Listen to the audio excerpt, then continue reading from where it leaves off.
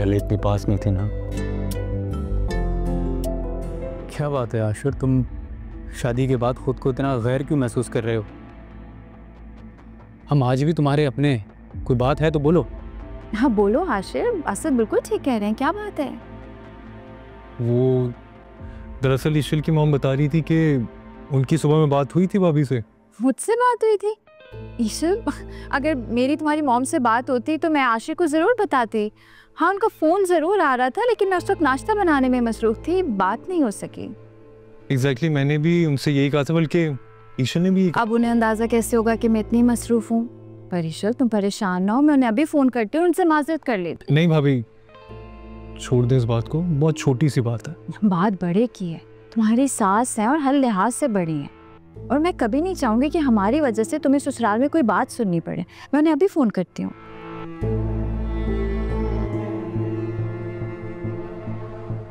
अस्सलाम वालेकुम आंटी, कैसी हैं आप? मुझे आपकी शिकायत मिल गई थी और मैं बहुत शर्मिंदा हूँ कि मैं आपका फ़ोन नहीं उठा सकी। बस नाश्ता बनाने में मसरूफ़ थी, इसीलिए बात नहीं हो सकी आपसे। I am really sorry. और आइंदा मैं पूरी कोशिश करूँगी कि आशिक को हमारी तरफ से ससुराल से कोई बात नहीं सुननी पड़े। जी, अपना बहुत ख्याल रखें आप। अल्लाह हाफ़िज़। बस इतनी सी बात थी। ईशल, आइंदा अगर कोई भी बात हो, कुछ भी कहना हो, तो तुम बिला झिझक मेरे पास आ सकती हो, ओके? जी भाभी।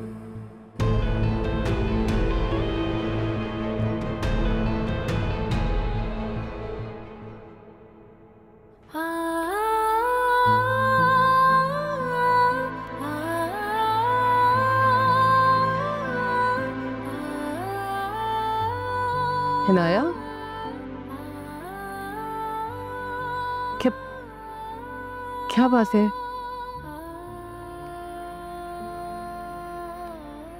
जब बेटियां शादी के दूसरे दिन माँ बाप से मिलने आती है ना, तो उनके माँ बाप को फिक्र होती है कि बेटी खुश है या नहीं।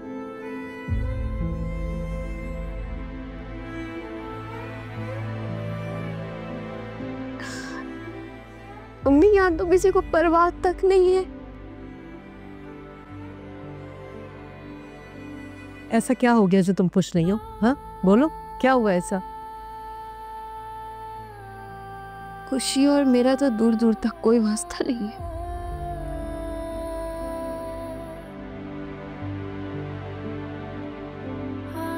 लेकिन हाँ, आयज़ा मैं बहुत खुश हूँ अम्मी, वो मेरी सास जो बन गई है।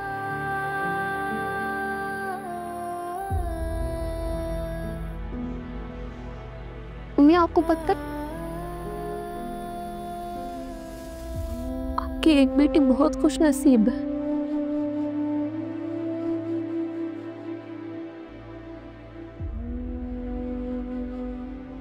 उसके पास सब कुछ है, हर इख्तियार है।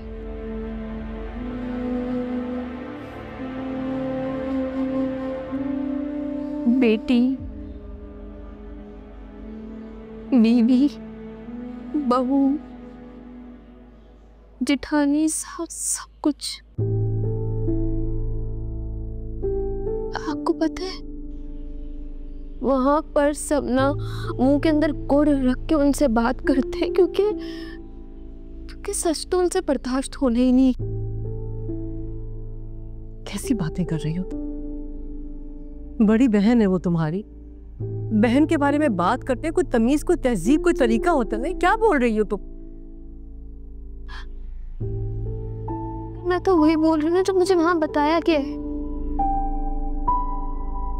अच्छा अब इधर आओ, इधर चलो, आओ यहाँ बैठो मेरे पास, इधर बैठो, यहाँ बैठो।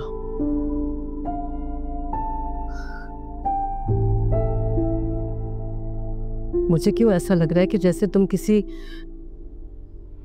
जंग की तैयारी में हो।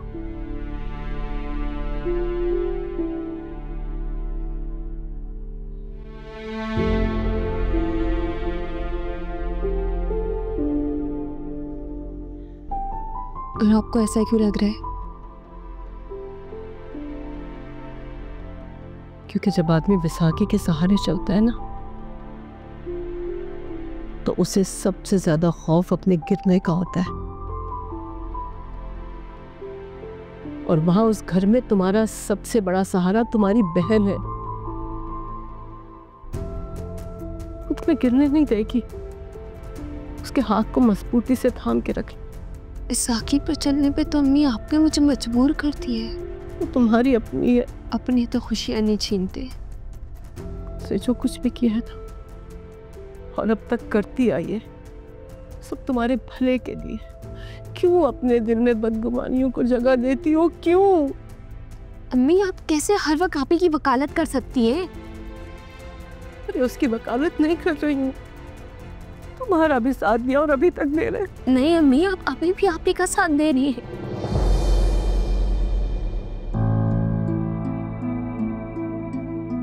लेकिन मैं उनका साथ नहीं दे सकती।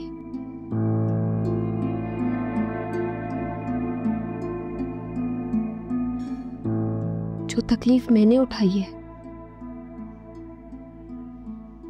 उसका दर्द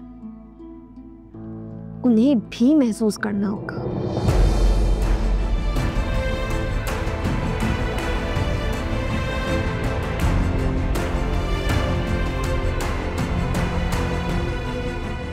हाँ जी, क्या बातें हो रही हैं? चले रोहान। चाची, बेगम साहिबा का ऑर्डर आ गया, जाना पड़ेगा, फिर आएंगे इंशाल्लाह। ठीक है बेटा।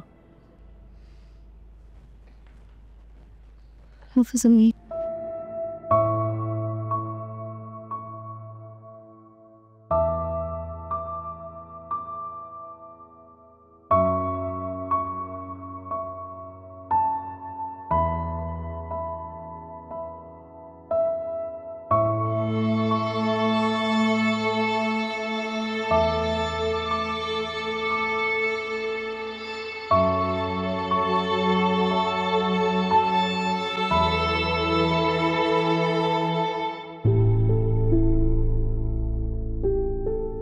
सुबह से मनाने की कोशिश कर रहा हूँ, अब तो मान जाओ ना।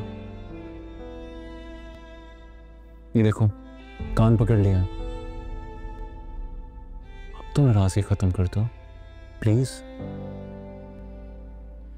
मैं भाभी वाली बात पर नाराज नहीं हूँ आशर। तो फिर क्या बात है मेरी जान?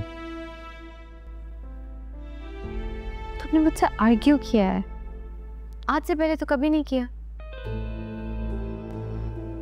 चलो ये देखो, हाथ जोड़ता हूँ, माफी मांगता हूँ।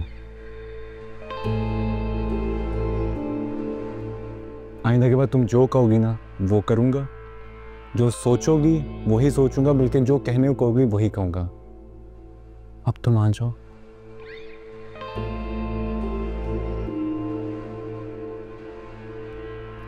देखो बात भी खत्म हो गई है, भाभी ने माफी मांग ली है, सब कुछ क्लियर है।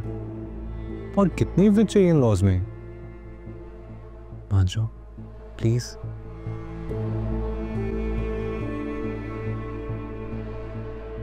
एक शर्त पे मानूंगी। कौन सी शर्त? खाने के बाद मुझे आइसक्रीम खिलाने लेके जाओगे और फिर लॉन्ग ड्राइव।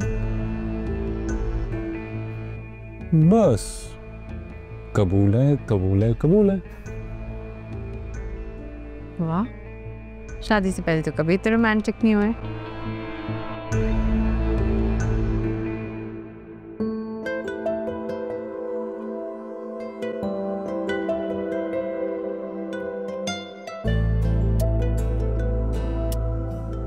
पहले इतनी पास नहीं थी ना।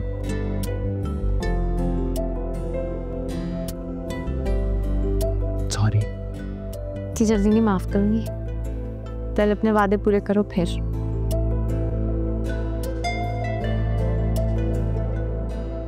गम है या खुशी